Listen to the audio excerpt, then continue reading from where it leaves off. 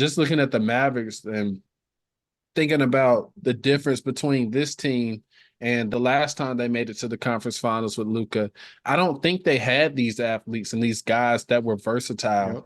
They may not be knockdown shooters, but I think they can kind of make things happen just with their length and ability to compete in the physical side of things, like having rim protectors. They're missing Maxi Kleber, who's a big piece of what they do, but I still think that with Derek Lively and Daniel Gafford, I feel like they can compete in each area of the court. When you have two guys that provide the offense that they bring in Luka and Kyrie, and they kind of play off of each other very well. We know Luka likes that left wing. We know Kyrie likes that right wing.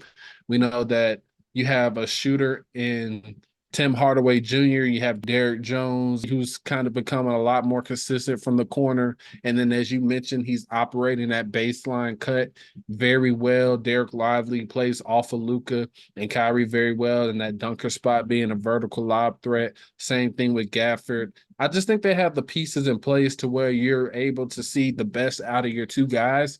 And if they're able to be consistent as far as the scoring output, because like we said, this hasn't been their best series, but any given time, either one of those two guys can go off. So I think just with the offensive potential that you already had with those two, and just now the defensive potential and the ability to compete athletically around the other spots on the other positions for your team, I think that just automatically raises the ceiling on what this team can do.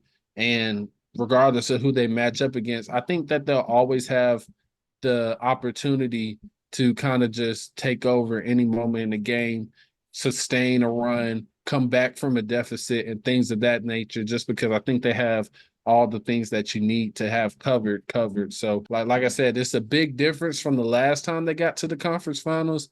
I think this is probably Yep. the best squad that Luka has, played on in his Mavs career. So I think this has a lot of potential, and I think they're a legit threat to make it to, the finals.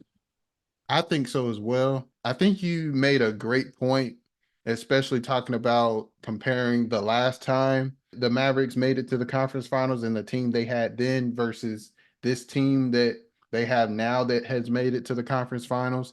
And we did a video a while back during the regular season when they made the trade for Gafford and PJ Washington as well, and the athletes that they already had on the team.